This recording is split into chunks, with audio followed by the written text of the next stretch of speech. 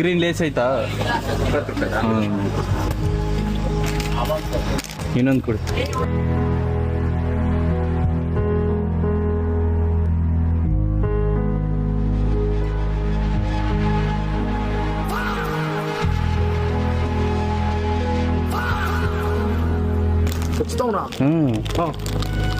ಕೈಯಲ್ಲಿ ಬಿಡಿಸ್ತಾವ ಅನಿಸ್ತಾನೆ.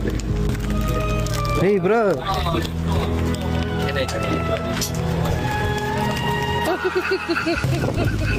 ಏಯ್ ಇಲ್ಲಿಯಾ?